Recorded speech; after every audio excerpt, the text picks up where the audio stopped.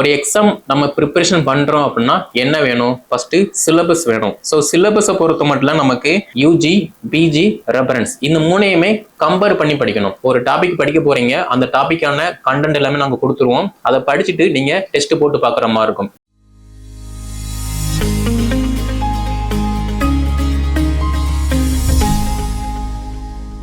TRP நடத்தக்கூடிய PG TRP எக்ஸாமினேஷனுக்கு எல்லாருமே படிச்சுட்டு இருப்பீங்க.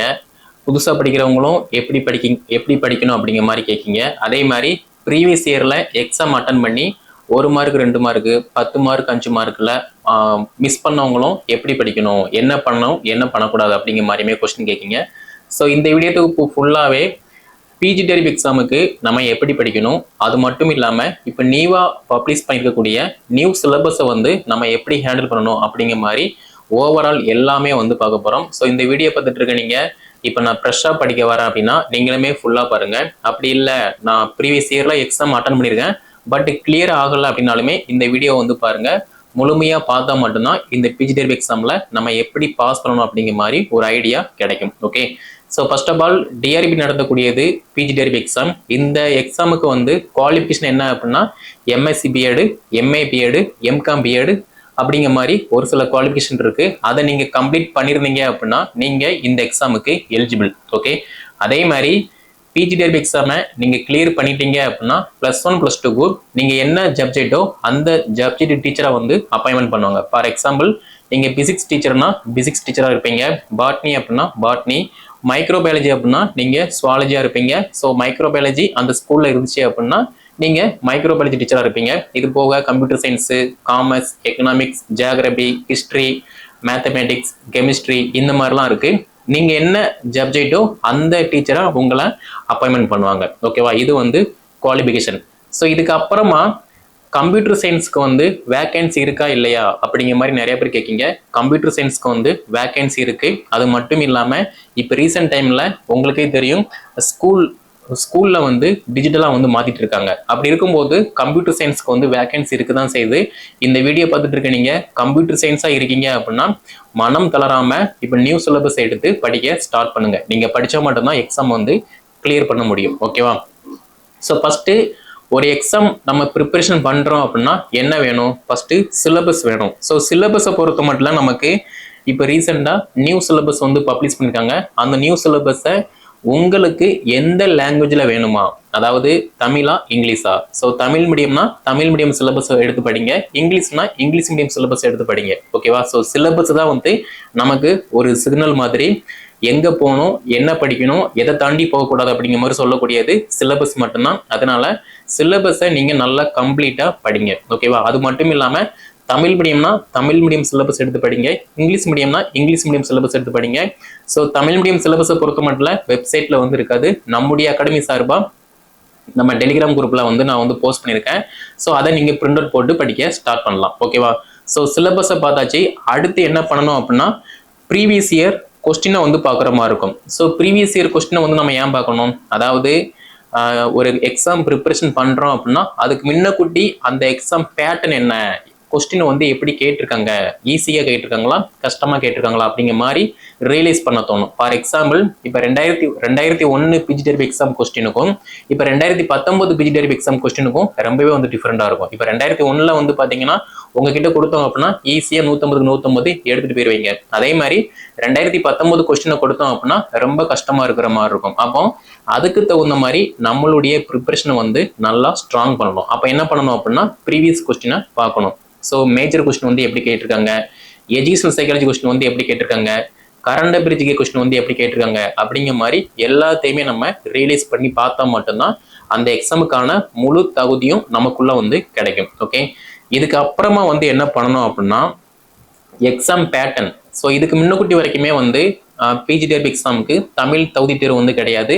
பட் வரக்கூடிய எக்ஸாமுக்கு தமிழ் தகுதி தேர்வு மஸ்ட் இம்பார்ட்டன்ஸ். அப்போ அதுக்கு தகுந்த மாதிரி நம்ம ப்ரிப்பரேஷன் பண்ணணும்.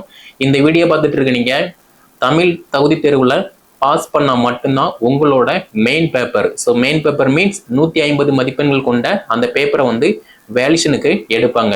மேபி நீங்க தமிழ் தகுதி தேர்வுல ஃபெயில் ஆயிட்டீங்க அப்படின்னா நீங்கள் மெயின் பேப்பரில் 150க்கு 150 எடுத்தாலுமே வேல்யூஷனுக்கு எடுக்க மாட்டாங்க. ஸோ தமிழ் தொகுதி தேர்வு வந்து மஸ்ட் இம்பார்ட்டன்ஸ். அதுக்கு என்ன படிக்கணும் அப்படின்னா 6 to 12 வரைக்குள்ள தமிழ் புத்தகத்தை எல்லாத்தையுமே வந்து படிங்க.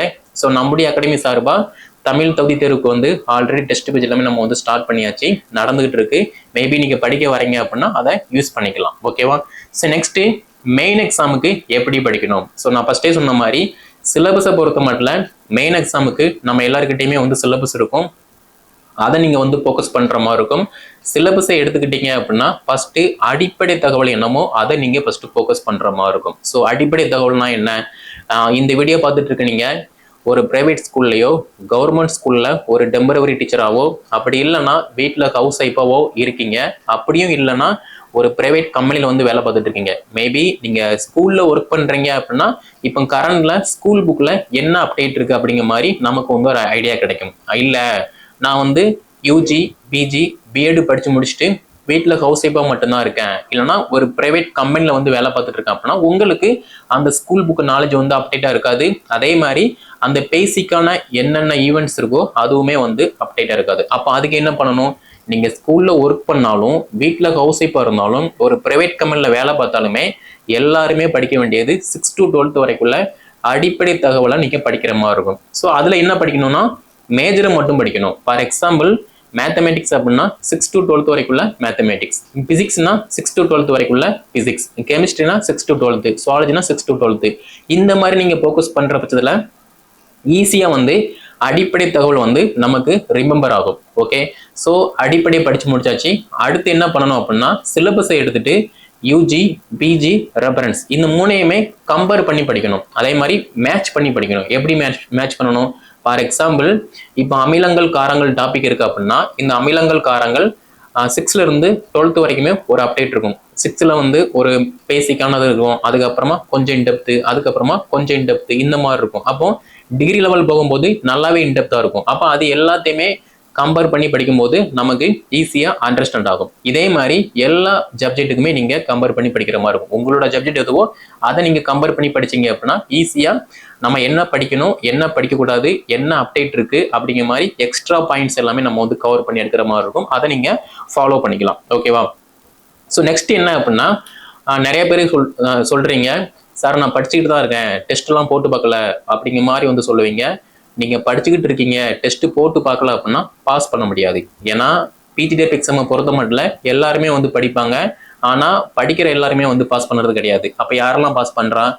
ஒரு டாபிக் எடுத்து படிச்சுட்டு அந்த டாபிக்ல இருந்து டெஸ்ட் போட்டு பார்க்காங்க அப்படின்னா ஈஸியா அந்த எக்ஸாம் கிளியர் பண்ண முடியும். ஸோ இந்த வீடியோ பார்த்துட்டு இருக்க நீங்க படிச்சா மட்டும் போதாது, டெஸ்ட் போட்டு பாருங்க. டெஸ்ட் தான் உங்களை முழுசா வெற்றியாளரா மாற்றும். ஓகே, அப்போ நம்ம அகாடமி என்ன பண்ண போகுது அப்படின்னா ஒரு டாபிக் படிக்க போறீங்க, அந்த டாபிக்கான கண்டென்ட் எல்லாமே நாங்கள் கொடுத்துருவோம். அதை படிச்சுட்டு நீங்க டெஸ்ட் போட்டு பார்க்குற மாதிரி இருக்கும். ஃபார் எக்ஸாம்பிள் இப்போ யூனிட் 1ல ஒரு 10 டாபிக் இருக்குன்னா 3 டாபிக்கே பிரிச்சுருவோம். ஃபர்ஸ்ட் 3 டாபிக், அடுத்து 3 டாபிக், அடுத்து 3 டாபிக். அப்போ 3 டெஸ்ட் ஆச்சு. இந்த 3 டெஸ்ட்டையும் 3 டாபிக்கும் சேர்த்து ஒரு ஃபுல் டெஸ்ட், இது வந்து யூனிட் டெஸ்ட். இது எல்லாம் சேர்த்து ஒரு மாடல் டெஸ்ட், இந்த மாடல் டெஸ்ட் எல்லாம் சேர்த்து ஒரு ஃபுல் டெஸ்ட். இப்படிதான் நம்ம வந்து கண்டக்ட் பண்ணுவோம். ஸோ இப்படி படிக்கும்போது என்ன ஆகும் அப்படின்னா ஒரு யூனிட்டை நம்ம கம்ப்ளீட்டா படிக்கிற மாதிரி இருக்கும். அதே மாதிரி யூனிட்ல இருக்கக்கூடிய டாபிக் எல்லாமே நம்ம கம்ப்ளீட்டா வந்து படிச்சிருவோம். சிலபஸை தாண்டி நம்ம வந்து படிக்க போறது கிடையாது. சிலபஸ்ல நம்ம என்ன படிக்கணுமோ அது எல்லாத்தையுமே நம்ம ப்ராப்பரா வந்து படிக்கிற மாதிரி இருக்கும். ஸோ எதுவுமே வந்து நம்ம மிஸ் பண்ண மாட்டோம். ஸோ இப்படி படிச்சா மட்டும்தான் ஈஸியா நம்ம பாஸ் பண்ண முடியும். ஓகேவா? நான் ஃபர்ஸ்டே சொன்ன மாதிரி சிலபஸை தாண்டி நீங்க படிக்க வேண்டாம். சிலபஸ்ல இருக்கக்கூடிய டாபிக் எல்லாத்தையுமே நம்ம ப்ராப்பரா படிக்கணும். ப்ராப்பரா படிச்சதுக்கு அப்புறமா நம்ம ப்ராப்பரா டெஸ்ட் போட்டு பார்க்கணும். ப்ராப்பரா டெஸ்ட் போட்டு பார்த்தோம் அப்படின்னா ஈஸியா நம்ம எதுல ஸ்ட்ராங்கா இருக்கும், எதுல வீக்கா இருக்கும் அப்படிங்கிற மாதிரி வந்து ரியலைஸ் பண்ணிடலாம். ஓகேவா? ஸோ இதுக்கப்புறமா டெஸ்ட் எல்லாம் போட்டு பார்த்தாச்சு. இதுக்கப்புறமா என்ன பண்ணணும் அப்படின்னா படிச்சதை மறுபடியும் படிக்கணும். எல்லாருமே பண்ற மிஸ்டேக் என்ன அப்படின்னா இது வந்து நான் படிச்சுட்டேன், இது நான் அப்புறமா படிச்சுக்கிறேன் அப்படிங்கிற மாதிரி சொல்லுவீங்க. அப்படிலாம் கிடையாது. நீங்க படிச்சதை திருப்பி நீங்க எப்போ படிக்கீங்களோ அப்படி படிக்கும்போது மட்டும்தான் நல்லா ஸ்ட்ராங்கா ஃபீல் பண்ணுவீங்க. ஓகேவா? ஒரு விஷயத்த மறுபடியும் நம்ம பண்ணும்போது நல்லா ஸ்ட்ராங்காவே ஃபீல் பண்ண முடியும். அப்படி இருக்கும்போது இதை எனக்கு தெரியும், நான் இது படிச்சிட்டேன் அப்படிங்கிற மாதிரி அசால்ட்டா நம்ம வந்து விடாம படிச்சிருந்தாலும் அதை ஒன்ஸ் நம்ம ரிவைஸ் பண்ணும்போது இன்னுமே வந்து நம்ம நல்லா ஸ்ட்ராங் ஆகலாம். ஓகேவா? அதே மாதிரி மேஜரை மட்டும் படிச்சு நம்ம வந்து சக்சஸ்ஃபுல்லா அப்பாயின்மெண்ட் வந்து வாங்க முடியாது. Educational psychology, current affairs GK இதையுமே நம்ம படிச்சா மட்டும்தான் ஈஸியா நம்ம போஸ்டிங் வந்து வாங்க முடியும். ஏன்னா ப்ரீவியஸ் இயர்ல நிறைய பேர் நான் மேஜரை மட்டும் படிச்சு பாஸ் பண்ணிடுவேன் அப்படிங்கிற மாதிரி சொன்னவங்க யாருமே வந்து பாஸ் பண்ணி அப்பாயின்மெண்ட் வாங்கல. ஆனா நான் மேஜரையும் படிக்கேன், சைடு பை சைடு நான் வந்து எஜுகேஷனல் சைக்காலஜி கரண்ட் பிரிட்ஜுக்கும் படிக்கேன் அப்படிங்கிற மாதிரி சொன்னவங்க எல்லாருமே இப்போ அப்பாயின்மெண்ட் வாங்கி ஒரு ஸ்கூல்ல வேலை பார்த்துட்டு இருக்காங்க. ஸோ இந்த வீடியோ பார்த்துட்டு இருக்க நீங்க மேஜரை மட்டும் ஃபோக்கஸ் பண்ணாம ஃபர்ஸ்ட் ப்ரியாரிட்டி வந்து மேஜர், செகண்ட் ப்ரியாரிட்டி வந்து நமக்கு எஜுகேஷனல் சைக்காலஜி கரண்ட் பிரிட்ஜுக்கு எல்லாத்துலயுமே ஃபோக்கஸ் பண்ணா மட்டும்தான் ஈஸியா நம்ம அப்பாயின்மெண்ட் ஆர்டர் வந்து வாங்க முடியும். ஓகேவா? ஸோ எஜுகேஷனல் சைக்காலஜி கரண்ட் பிரிட்ஜுக்கு இதுக்குமே சேர்த்து நம்ம மெட்டீரியல் பிளஸ் டெஸ்ட் பேஜ் எல்லாமே நம்ம வந்து கவர் பண்ணிக்கிட்டு தான் இருக்கோம், கவர் பண்ணுவோம். இதுவுமே நீங்க படிச்சா மட்டும்தான் ஈஸியா அப்பாயின்மெண்ட் ஆர்டர் வந்து வாங்க முடியும். அப்போ நம்ம எதெல்லாம் படிக்கணும்? தமிழ் தகுதி தேர்வு படிக்கணும், டெஸ்ட் போட்டு பார்க்கணும், மேஜருக்கு படிக்கணும், படிச்சா மட்டும் போதாது, மேஜர்ல இருந்து டெஸ்ட் போட்டு பார்க்கணும், எஜுகேஷனல் சைக்காலஜி டெஸ்ட் போட்டு பார்க்கணும், கரண்ட் பிரிட்ஜுக்கு டெஸ்ட் போட்டு பார்க்கணும். அப்போ எல்லாமே நம்ம படிக்க போறோம், எல்லாமே படிச்சதை நம்ம டெஸ்ட் போட்டு பார்க்கணும். அப்படி டெஸ்ட் போட்டு பார்த்தா மட்டும்தான் ஈஸியா நம்ம இந்த பிஜிடிஆர்பி எக்ஸாம்ல பாஸ் பண்ணி ஒரு கவர்மெண்ட் ஸ்கூல்ல ஒரு கவர்மெண்ட் டீச்சரா பணியில் அமர முடியும். ஓகேவா? ஸோ இதுதான் வந்து படிக்கக்கூடிய மெத்தடு. இந்த வீடியோ பார்த்துட்டு இருக்க நீங்க நியூ சிலபஸை ஃபர்ஸ்ட் பிரிண்ட் அவுட் போட்டு கையில வச்சுக்கோங்க. ப்ரீவியஸ் இயர் கொஸ்டினை நீங்க பாருங்க, படிங்க, படிச்சதை டெஸ்ட் போட்டு பாருங்க, ப்ராப்பரா படிங்க, ப்ராப்பரா டெஸ்ட் போட்டு பாருங்க. ஒரு வாரம் படிக்கிறது, அடுத்து 2 வாரம் படிக்காம இருக்கிறது, ஒரு மாசம் படிக்கிறது, அடுத்து 4 மாசம் படிக்காம இருக்கிறது, இந்த மாதிரி இருந்தீங்க அப்படின்னா பாஸ் பண்ண முடியாது. ரெகுலரா உங்களுடைய சப்ஜெக்ட்ல நீங்க டெய்லியுமே அப்டேட் பண்றீங்க அப்படின்னா ஈஸியா பிஜிடிஆர்பி எக்ஸாம் வந்து கிளியர் பண்ணிடலாம். ஓகேவா? அதே மாதிரி புதுசா வரவங்க கிட்ட நான் என்ன சொல்லுவேன் அப்படின்னா, மற்றவங்க வந்து 1000 விதமா சொல்லுவாங்க, அதை பத்தி நீங்க வந்து ஒரி பண்ண வேண்டாம். அதே மாதிரி நீங்க சக்சஸ்ஃபுல்லா பாஸ் பண்ணி இப்போ போஸ்டிங்ல இருக்கக்கூடிய டீச்சர் கிட்ட போய் நீங்க கேட்டீங்க அப்படின்னா இது ரொம்ப ஈஸியான எக்ஸாம், இது இப்படிதான் படிக்கணும் அப்படிங்கிற மாதிரி சொல்லுவாங்க. ஆல்ரெடி எக்ஸாம் அட்டன் பண்ணி போஸ்டிங் வாங்காத டீச்சர் கிட்ட போய் நீங்க கேட்டீங்க அப்படின்னா ஒரு மைனஸா மட்டும் தான் சொல்லுவாங்க. அதனால வெற்றியாளர்கிட்ட மட்டும் நீங்க வந்து ஒரு ஒபினியனை வந்து கேளுங்க. அப்படியும் இல்லை நானே பாத்துக்கிறோம் அப்படின்னா ஒன்றும் பிரச்சனை இல்லை, செல்ஃபா படிச்சு கண்டிப்பா அப்பாயின்மெண்ட் ஆர்டர் வாங்க முடியும். ஸோ தன்னம்பிக்கையோட நீங்க படிச்சீங்க அப்படின்னா நீங்களும் ஒரு கவர்மெண்ட் ஸ்கூல்ல கவர்மெண்ட் டீச்சரா வந்து அப்பாயின்மெண்ட் ஆகலாம். ஓகே? ஸோ நம்முடைய அகாடமி சார்பா பிஜிடிஆர்பி எல்லா சப்ஜெக்ட்டுக்குமே Tamil medium and English medium material plus test page, அதாவது நியூ சிலபஸ் வைஸ் நம்ம ப்ரொவைட் பண்றோம். கீழே டிஸ்கிரிப்ஷன்ல நான் வாட்ஸ்அப் நம்பர், கான்டாக்ட் நம்பர் எல்லாமே கொடுத்துருக்கேன். அதை கான்டாக்ட் பண்ணி என்ன டீட்டெயில்னு கேட்டு படிக்க ஸ்டார்ட் பண்ணுங்க. ஏன்னா ஒன்ஸ் கால்பர் பண்ணிட்டாங்க அப்படின்னா நம்மளால அந்த பர்டிகுலர் டேஸ்க்குள்ள வந்து படிக்க முடியாது, சிலபஸ் கம்ப்ளீட் பண்ண முடியாது. ஸோ நம்ம இப்ப இருந்தே படிச்சிட்டோம் அப்படின்னா ஈஸியா சிலபஸை வந்து கம்ப்ளீட் பண்ணலாம். சேம் டைம் எக்ஸாமுக்கு எந்த விதமான ஒரு பயமும் இல்லாம தைரியமா அந்த எக்ஸாமை வந்து அப்ரோச் பண்ணலாம், மார்க் வந்து அதிகமாக ஸ்கோர் பண்ணலாம். தன்னம்பிக்கையோட ஒரு நம்பிக்கையோட நம்ம தான் ஒரு கவர்மெண்ட் ஸ்கூல்ல வந்து டீச்சர் ஆக போறோம் அப்படிங்கிற மாதிரி ஒரு மன உறுதியோட நம்ம வந்து இருக்கலாம். ஓகேவா? ஸோ அந்த மன உறுதியோட தைரியத்தோட நம்பிக்கையோட இருக்கணும் அப்படின்னா நீங்க இப்ப இருந்தே படிக்க ஸ்டார்ட் பண்ணுங்க. மற்றவங்க வந்து 1000 விதமா சொல்லுவாங்க, கால்பர் வராது வரும் அப்படின்னு சொல்லுவாங்க, அதை எதையுமே மைண்ட்ல வந்து வச்சுக்கிறாதீங்க. கால்பர் வந்து வரப்போறது உறுதி தான். வேகன்சி வந்து எல்லா மேஜருக்குமே வந்து அவைலபிளா இருக்கு. நீங்க படிச்சீங்க அப்படின்னா கண்டிப்பா 2025ல ஒரு கவர்மெண்ட் ஸ்கூல்ல கவர்மெண்ட் டீச்சரா வந்து பணியில் அமருவீங்க. ஓகே? ஸோ இதுல உங்களுக்கு வேற ஏதாவது டவுட் இருந்துச்சு அப்படின்னா கீழே டிஸ்கிரிப்ஷன்ல நான் வாட்ஸ்அப் நம்பர், கான்டாக்ட் நம்பர் கொடுத்துருக்கேன். அதை கான்டாக்ட் பண்ணி என்ன டீட்டெயில் கேட்டு படிக்க ஸ்டார்ட் பண்ணுங்க. இந்த வீடியோ தொகுப்பை டீச்சர்ஸ், அதாவது கவர்மெண்ட் ஸ்கூல்ல கவர்மெண்ட் டீச்சர் ஆகணும் அப்படிங்கிற மாதிரி கனவோடு இருக்கக்கூடிய பிரைவேட் ஸ்கூல் டீச்சர்ஸ், அதே மாதிரி கவர்மெண்ட் ஸ்கூல்ல டெம்பரவரியா ஒர்க் பண்ணக்கூடிய டீச்சர்ஸ், அதே மாதிரி ஆசிரியர் கனவோடு படிக்கக்கூடிய பிஎட் ஸ்டூடெண்ட், எம்எட் ஸ்டூடெண்ட், இவங்க எல்லாத்தையுமே ஷேர் பண்ணுங்க, அவங்களும் வந்து படித்து பயன்பெறட்டும். மேலும் தகவல் பெற நம்முடைய சேனல் நீங்க சப்ஸ்கிரைப் பண்ணல அப்படின்னா சப்ஸ்கிரைப் பண்ணிக்கோங்க. நன்றி, வணக்கம்.